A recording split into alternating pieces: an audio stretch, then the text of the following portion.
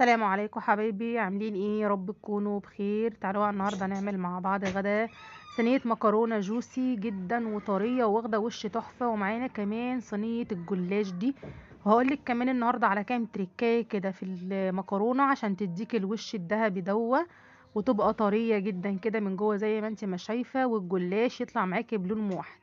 هنبدأ نعمل التعصيجة بتاعت اللحمة. معانا هنا البصلة، نحط عليه ملح وفلفل وهنبدأ نشوحه كده. انا ما بشوحش البصل قوي. هننزل معايا هنا بقرن فلفل، هنا رومي. عايزة بقى تحط اي الوان حطيها، وقرن فلفل حمى دي حاجة ترجع لك. هننزل بقى باللحمة بتاعتنا علشان تطعمي بقى التعصيجة بتاعت اللحمة بتاعتك. لا احنا مش هنسيبها كده، احنا هنحط لها طماطم يا جماعة. بصي بتسكر اللحمة وبتسكر المكرونة جدا. خلاص، في ناس طبعا بتستكفي ان هي تحط اللحمة كده وخلاص، لا انا لازم اعصر كده طماطميتين كده، بتدي طعم ولون بصراحة وبتسكرها جدا.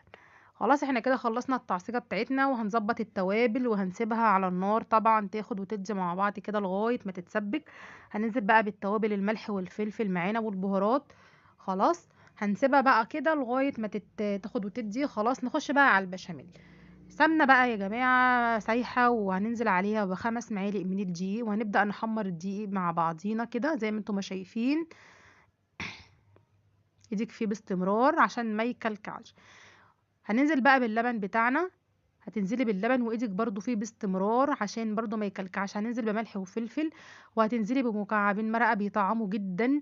عايزه بقى تضيفي في البشاميل اي نوع جبنه ضيفي، انا بضيف طبعا. خلاص كده انا خلصت وضفت الجبنه، بس المقطع ما تصورش بيطعم البشاميل جدا. البشاميل كده طبعا بتاعنا خلص.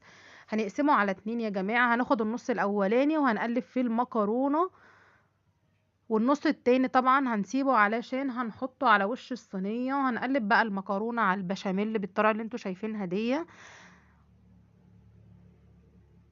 خلاص احنا عايزين المكرونة كلها تبقى داخل فيها ايه، صوص البشاميل.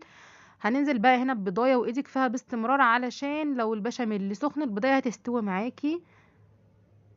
خلاص كده بسرعة قلبي فيها بسرعة كده بالطريقة دي.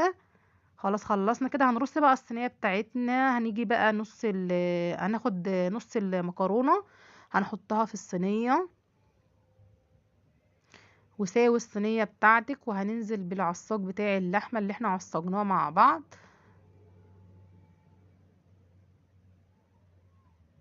وافردي تعصيجة اللحمة، وهننزل بالنص التاني بتاع المكرونة،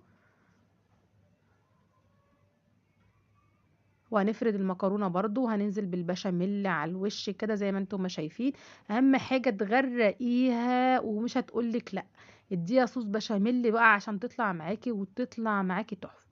هنقفل بقى مع بعض صينية الجلاش. انا بقى بدهن الصينية بتاعتي كويس جدا. انا بصراحة ما بحبش احط رق ورق واحط سمنة واحط ورقة جلاش واحط سمنة، لا يا جماعة بصراحة بتبقى تقيلة. والحركة اللي انا بعملها دي هتطلع برضو معاكي مورقة، اللي انت تحطي ورقة ورقة.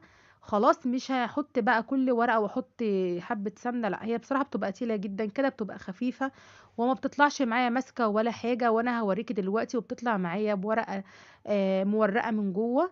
خلاص على اخر ورقة بقى كده هنقفل الصينية وهنقفل لجوه كده، علشان خلاص دي اخر ورقة جلاش معانا. وسوي الاطراف كويس.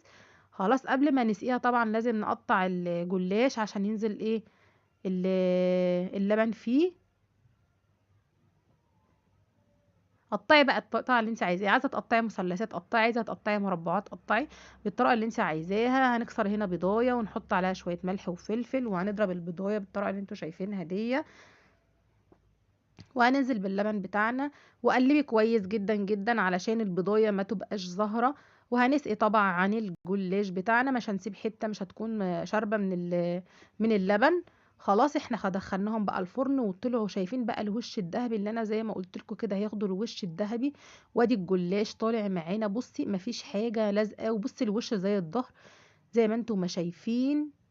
اجمل جلاش سهل وخفيف ما فيهوش سمن كتير يا جماعه. خلاص وادي المكرونه بصي طالعه معايا لون موحد من على الوش. عايزه اقول لك كمان طريه جدا، علشان تبقى طريه ما تسيبهاش كتيره في الفرن. خلاص اهي بصي لسه بصي مطلعه الدخانه بتاعتها وطريه وجوسي جدا. وبكده نكون خلصنا مع بعض الفيديو. يا رب يعجبكم، يا ريت تحطي اللايك وما تنسيش تدعميني ولو انت جديده معايا اول مره تشوفيني يا ريت تشتركي معايا في القناه، واشوفكم بخير.